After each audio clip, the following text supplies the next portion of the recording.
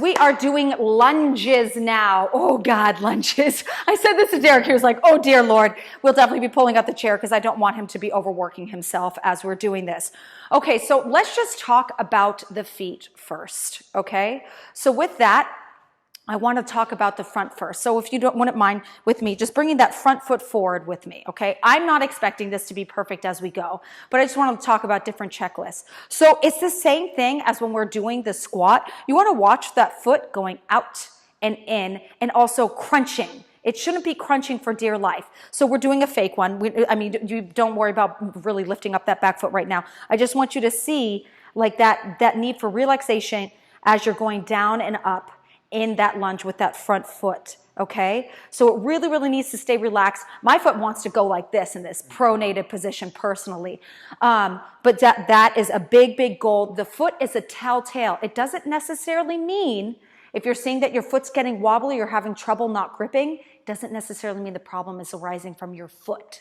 Just saying, okay? But that's where the physical therapist comes in. Okay, the next thing is your back foot. Your back foot. So let's just have that back foot right behind us like this, just as it would be if it was in a lunge. It's the same idea. You don't want your foot going out. You don't want your heel going, I guess this is out. You don't want your heel going in. You really want it to stay in a aligned position. And if we were going to be looking at the ball, yes, I'm going to be showing my foot.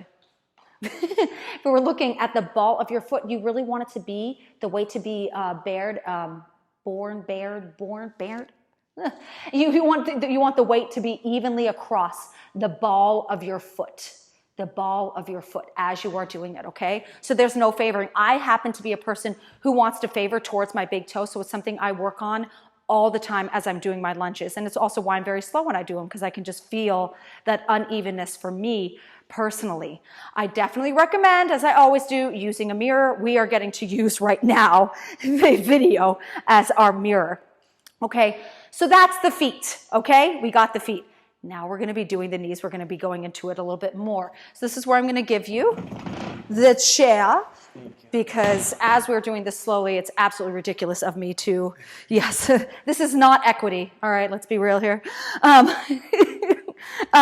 So yes, exactly. The right foot forward, the left foot back. I have not gotten into how far apart his feet need to be. We're just talking about the knee tracking right now from facing forward. Okay. So you might want to bring your left foot back just a little bit more. It'll make it easier as you're doing this. You can place your hand on here. So we're just going straight down and up in that lunge. All right, so just focus on the front knee. We're not doing the back knee because I just want to demonstrate. So that knee needs to be tracking over that second toe. That second toe, just as we were doing before in that squat, that second toe, okay? All right, and coming up. All right, now let's go side view. And you're going to, yes, facing this side. And have you face here like this so that way they can still see you. So now we're going to look at the placement of his, wait, let me correct, the back leg. Oh. So we're ignoring the front leg. We're now just looking at the back leg. Don't worry about the spacing between the legs. I just want to make sure I can show the picture of the back leg and then we will combine. So lifting up that back heel.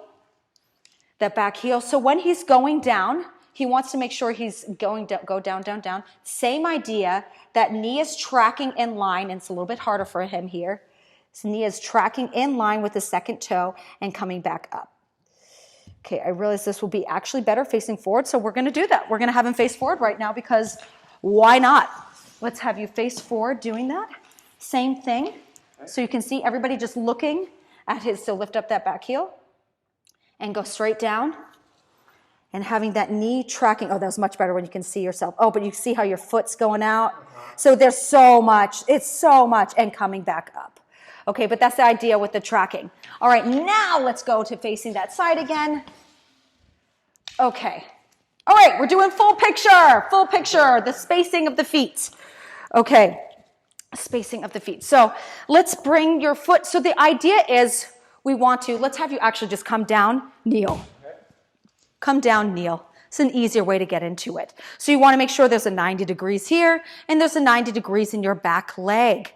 Now this is a great way to see right away how tight your hip flexors are, because if you're leaning back or seeing like this, it's just because you're tight. That's fine. It's an opportunity for stretching.